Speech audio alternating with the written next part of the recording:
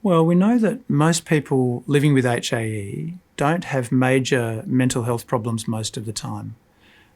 But the unpredictability of HAE and its inherent challenges and the treatments required mean that it's inevitable that there will be some negative emotions that come up quite regularly.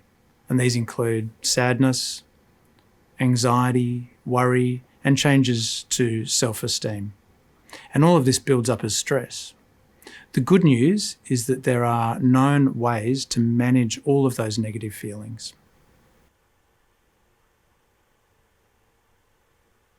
One of the most important psychological theories we have actually relates to stress, and that is that stress is the result less of actual events and situations and more from the way we automatically think about those events and how often we think them. This applies to all of those emotions: worry, anxiety, and self-esteem. In the case of anxiety, fear is the product of our perception that something bad is happening and we won't cope with it. A phobia is a good example. In that case, the person has a very strong perception that something terrible is highly likely to happen and they won't cope with it, but their predictions and assumptions are obviously faulty, which is why we call it a phobia. But this applies to all of our fears. Self-esteem is the result of our thoughts. The way you feel about yourself is not a fact or set in stone. It's an emotional product of how you judge yourself or evaluate yourself against certain standards and expectations.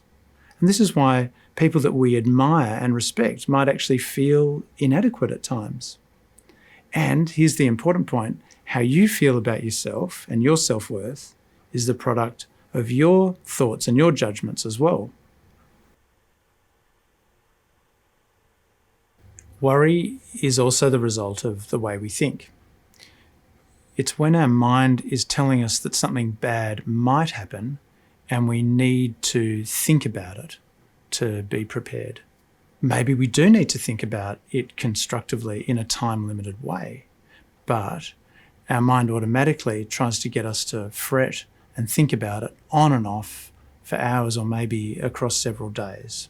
The important point to remember is that worry or fretting or stressing doesn't make us more prepared or reduce the chance of that feared outcome happening. It just produces worry. Some alternatives would be to put some time aside and consciously rehearse coping strategies. Do some research, gather reliable information. We can ask others for advice and help. Or written decision-making, when we write out our options and write out the pros and the cons of those options. And then there's thought challenging.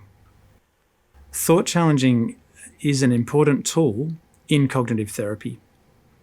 It's when we have identified the thoughts that are causing or contributing to our emotions, and we stop and ask certain questions to challenge those thoughts. We start with questions like, what exactly have I been feeling? What are my thoughts that are causing this? And then, is that thought 100% accurate?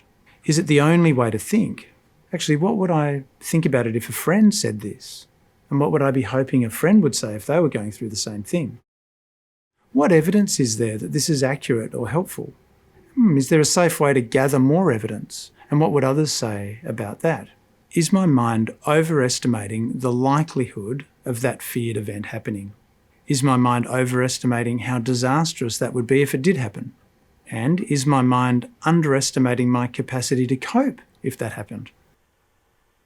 Also, is my mind over-allocating the time that I spend thinking about this? In fact, how much time should I spend working on this constructively?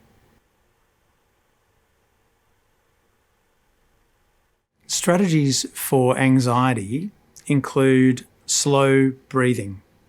Sometimes we call it belly breathing or diaphragmatic breathing because we use our diaphragm. This special type of breathing involves a ratio of 1 to 2 to inhale to exhale.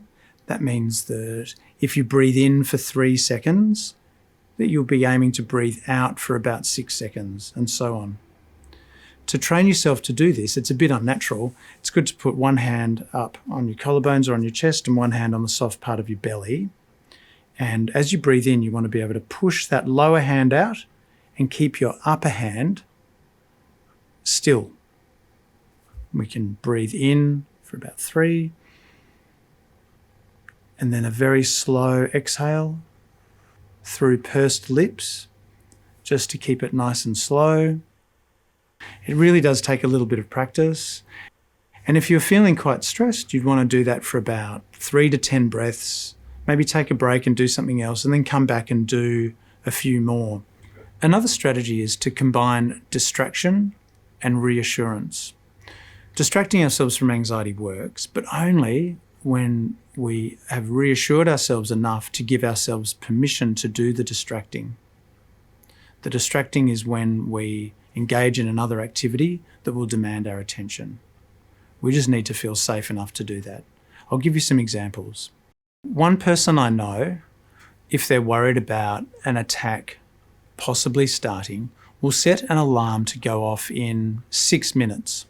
In the meanwhile, they can get on and really distract themselves with some activity, knowing that they don't need to monitor their body or their symptoms or worry about it.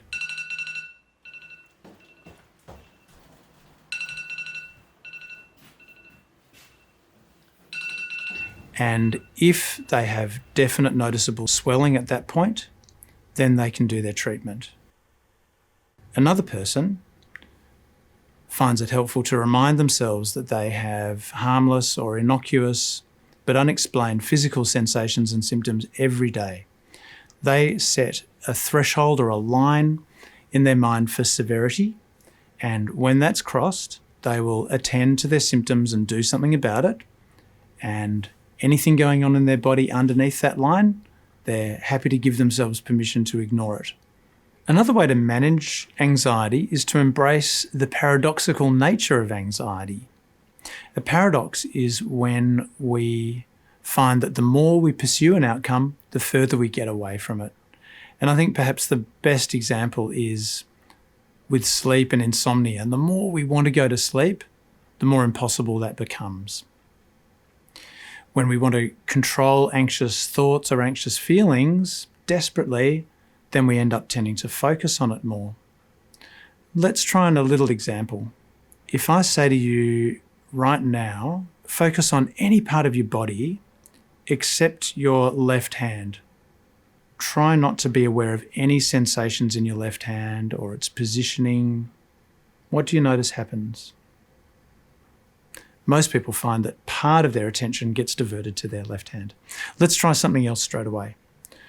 Right now, try to bring your attention to your toes, all of your toes, and wiggle the big toes in particular. Can you try to wiggle your right big toe without moving any other toes? And the left big toe as well, just really focusing on that. And now think about the degree to which you've been aware of your left hand in the last 30 seconds.